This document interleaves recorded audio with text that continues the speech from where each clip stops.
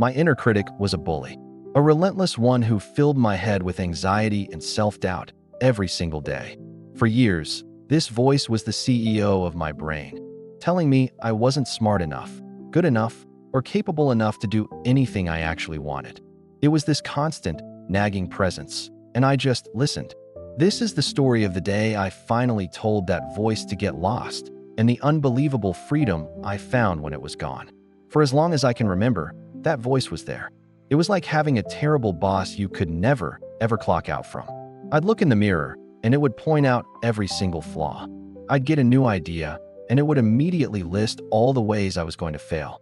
Before a big job interview, it would whisper, "You're not qualified for this. They're going to see right through you." In a social situation, it'd hiss, "You just said the wrong thing. Everyone thinks you're an idiot now." And these weren't just random thoughts. They felt like the absolute truth. This nonstop negative commentary creates a huge amount of stress and anxiety. The mental toll is massive. It's like lugging around a backpack full of bricks everywhere you go. My critic was an expert at what psychologists call cognitive distortions, basically, thinking habits that are totally inaccurate and skewed negative. It would take one tiny mistake and blow it up into a catastrophe, using words like always and never. "You always mess things up. You'll never be successful." This voice wasn't just unhelpful, it was toxic. Everyone's got a critical inner voice, but when yours is especially vicious, it's incredibly damaging to your mental health. It held me back from taking risks, from sharing my creative work, from speaking my mind in meetings. The fear of failure, which was constantly fueled by my critic, kept me playing it safe.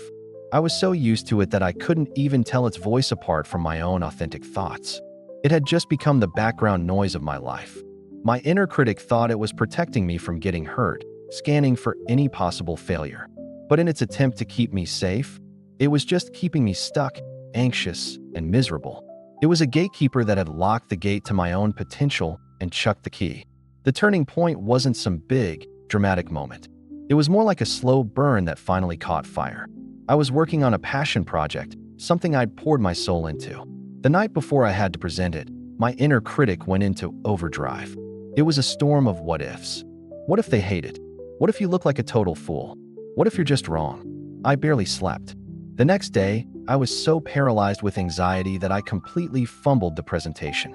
I was hesitant, apologetic, and just sucked all the passion right out of it. Later, sitting in my car, the critic was ruthless. "See? Told you. You failed. You're a joke." But this time, instead of feeling shame, I just felt angry.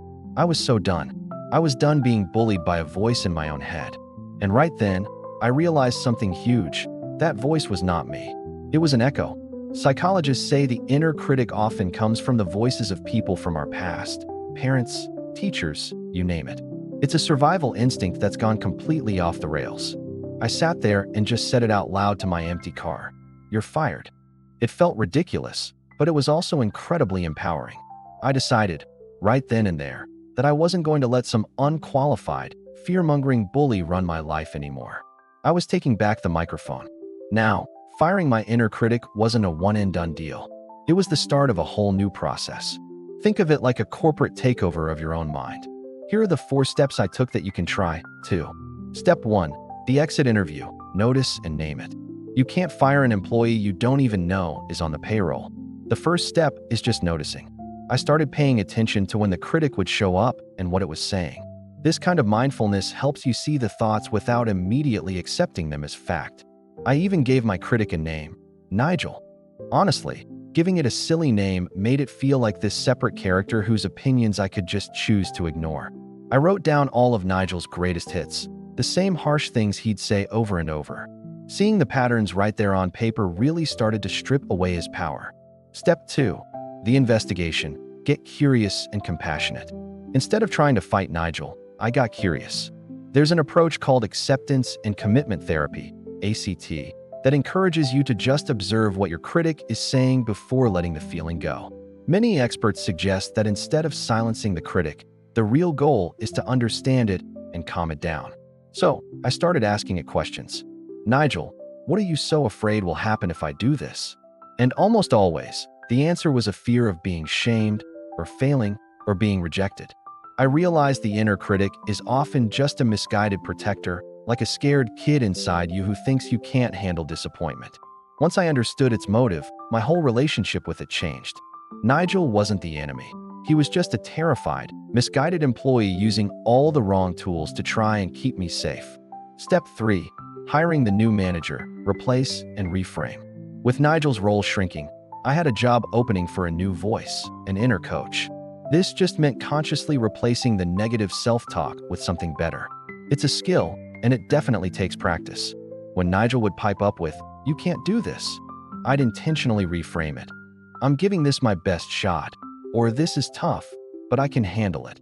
If I messed up, instead of letting Nigel call me an idiot, I'd stop and counter it. "I am not an idiot. I made a mistake, and that's how I learn." Journaling really helped with this. I'd write down the critical thought, and then, right next to it, I'd write a compassionate response, just like I would for a friend. Step 4. Creating a new company culture, practice, and persist. This whole thing is really about creating a new culture in your head, one based on self-compassion. Self-compassion is the ultimate antidote to the inner critic's poison. It's about treating yourself with kindness and support, especially when you stumble. And this isn't a one-time fix, it's a daily practice. I started celebrating my small wins, which I never did when Nigel was the boss. I started taking compliments with a simple "thank you" instead of arguing. And I learned that asking for help from friends or a therapist is a sign of strength, not weakness. Slowly but surely, this new, kind voice started getting louder and more automatic. These are the steps that completely changed my inner world. So it makes me wonder, what does your inner critic sound like? What's one of the lines it loves to use on you? Drop it in the comments below. Seeing what everyone else is dealing with really helps all of us feel less alone in this. So, what happened after I gave Nigel his walking papers? Life didn't magically become perfect. I still have moments of doubt. The difference is, the critic's voice isn't the loudest one in the room anymore. He's not the CEO. He's more like a grumpy guy in the mailroom I can hear muttering sometimes. But I don't have to take him seriously. The biggest change is just this feeling of freedom. I finally started that side hustle Nigel told me would fail. I pitched that wild idea at work. I go to parties now without replaying every single word I said. That constant buzz of anxiety has faded. When I hit a setback, instead of spiraling, there's a gentler voice that says, "It's okay. You can handle this." What did you learn? This journey is all about turning toward your own struggles and actually doing something to make them better. It's about retraining your brain, being patient with yourself, and celebrating your own growth. When you change your inner monologue, you really do change your entire experience of life. Your inner critic is not telling you the truth. It's a bad habit, a playlist of old stories, and a misguided attempt to keep you from getting hurt.